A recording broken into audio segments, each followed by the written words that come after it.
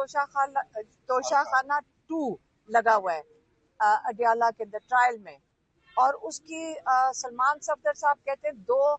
یا میکسیمم 3 ہیئرنگز رہ گئی ہیں جس کے اوپر اس کے اندر ان کو سزا ہو جائے گی۔ تو جو ہائی کورٹ میں ہو رہا ہے اس وقت، آپ کو پتا ہے کہ 10 مہینے کے بعد القادر کے لیے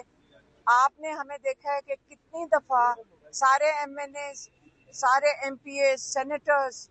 ہم ساروں نے آ کے عمران خان اور بشرا بی بی کے کیس کے لیے ساتھ دیا ہے،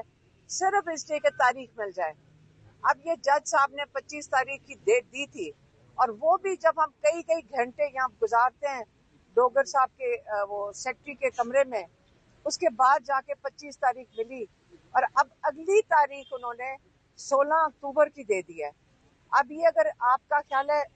کہ اس میں کوئی ایمرجنسی نہیں ہے، یا تو اتنی مصروفیات ہمیں تو کورٹ روم میں نہیں نظر آ رہی تھی، آپ کہیں جی تاریخ نہیں مل رہی ہے، کوئی وجہ ہونی چاہیے۔ جب سائفر لگا ہوا تھا تو روز بلا ناغہ اس دن وہ اس کا کیس چلتا تھا، یہاں پہ اس کی ہیئرنگ ہو رہی تھی ہائی کورٹ میں، کئی مہینے چلی لیکن روز ہوتی تھی۔ اب کیا وجہ ہے کہ 25 تاریخ کو آپ اگلی تاریخ 3 ہفتے کے بعد دے رہے ہیں یا 2 ہفتے کے بعد؟ یہ کیا وجہ ہے کہ نہیں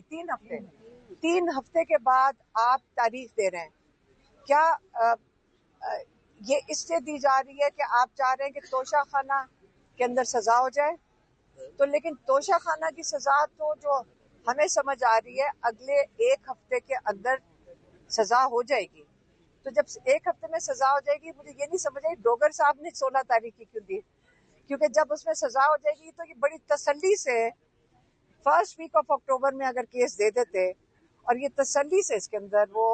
بیل دے سکتے تھے۔ تو یہ والی جو اسکرپٹ چل رہی ہے یہ آپ کو بھی سب کو سمجھ آ رہی ہے، یہ جج صاحب کی سب کی مجبوری ہے۔ بشرا بی بی، عمران خان، توشہ خانہ میں بھی